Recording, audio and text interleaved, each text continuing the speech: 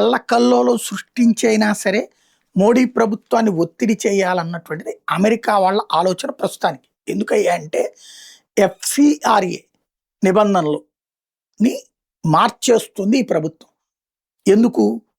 విదేశీ విరాళాలని తీసుకుని వాటిని ఈ దేశానికి వ్యతిరేకంగా, ఈ దేశంలో అభివృద్ధి కార్యక్రమాలకు వ్యతిరేకంగా, ఈ దేశంలో ఉండేటటువంటి ప్రయోజనకరమైనటువంటి పనులకు వ్యతిరేకంగా ఎవరైతే పేదల్ని రెచ్చగొట్టేటటువంటి విధంగా కొన్ని సంస్థలు పనిచేస్తున్నాయి.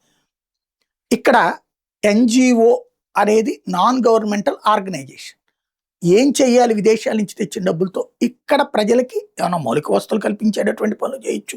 లైక్ మంచినీళ్ళ పంపులు వేయించడము, లేకపోతే కనుక వాళ్ళకి కావాల్సినటువంటి షాపులు పెట్టించడం, వ్యాపారాలు పెట్టించడం, లేదా వృద్ధులకి వికలాంగులకి ఇట్లాంటి సేవలు చేయొచ్చు. అవన్నీ చేయొచ్చు. ఆ పేరుతోనే తీసుకుంటున్నారు నిధులు. కానీ వాటిని ఇక్కడ మిస్యూజ్ చేస్తున్నారు. అలా మిస్యూజ్ చేసేవాళ్ళు ఖచ్చితంగా కంట్రోల్లోకి ఉండడానికి గాను ఒక బ్యాంక్ అకౌంట్ ఉండాలి. అది state bank of India government బ్యాంకులోనే ఉండాలి. అట్లాగే ప్రతి ఏడాది ఆడిటింగ్ చేయించాలి. అందులో 10% అడ్మినిస్ట్రేషన్ యాక్టివిటీస్ ఖర్చు పెట్టాలి. 90% ఏ పర్పస్ కిందకైతే మీరు తీసుకున్నారో ఆ డబ్బులు ఆ పర్పస్కే ఖర్చు పెట్టాలి. ఇది ప్రజలకు ప్రయోజనమే కదా, పేదలకు ప్రయోజనమే కదా. ఆ పేద ప్రజలను అడ్డుపెట్టి తినే వాళ్ళకి కష్టం.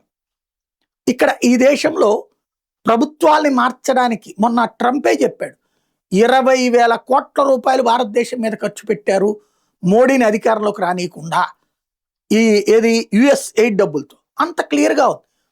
ఆ విషయం తెలుసు ఇప్పుడు. అందుకే ఎఫ్సిఆర్ఏ నిబంధనలు తెస్తున్నారు కాబట్టినే ఈ నీటిని అడ్డుపెట్టి ఈ రచ్చ. ఇది అమెరికా డీప్ స్టేట్ తెర వెనకాల ఉందనడానికి సాక్ష్యం ఏంటంటే 20వ తారీఖున యాజిటేషన్, 17వ తారీఖుకి అమెరికా ఒక అడ్వైజరీ ఇచ్చేసింది వాళ్ళకి. ఢిల్లీలో గొడవలు జరిగే అవకాశం ఉంది, మీరు అక్కడ జనాలు గుమికూడు ఉన్నటువంటి ప్రదేశాలకి వెళ్ళబాకండి అని. 17వ తారీఖుకి అయితే అసలు ఏ గొడవ లేదు. ఈవెన్ జంతర్ మంతర్ దగ్గర చక్కగా పొద్దు నుంచి రాత్రి దాకా తింటానే ఉన్నారు. ఈవెన్ సోనం వాంగ్చుక్ కూడా ప్రశాంతంగా కూర్చునే ఉన్నాడు.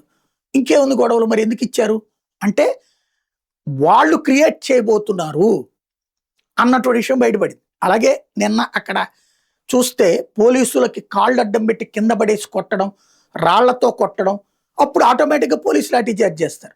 పోలీసుల మీద రాళ్ళు వేశారు, పోలీసులను కొట్టారు, పోలీసుల మీద దాడి చేశారు. పోలీసులు అయినా కూడా ఎవరి ప్రాణాలు తీయలేదు. కంట్రోల్గా సాధ్యమైనంత వరకు నియంత్రణ చేశారు. చెదరగొట్టే ప్రయత్నం చేశారు కానీ చావగొట్టే ప్రయత్నం చేయలేదు. అంటే ఇక్కడ అతిపెద్ద కుట్ర జరుగుతోంది అన్నటువంటి విషయం చేసిన అమెరికాకి తెలియాలి. లేదా ఇంకేదన్నా దేశం చేస్తుంటే, ఏ చైనానో చేస్తుంటే అమెరికాకి తెలిసి అడ్వైజ్ ఇవ్వాలి. ఏది నిజం అన్నది జనం డిసైడ్ చేసుకోవాలి.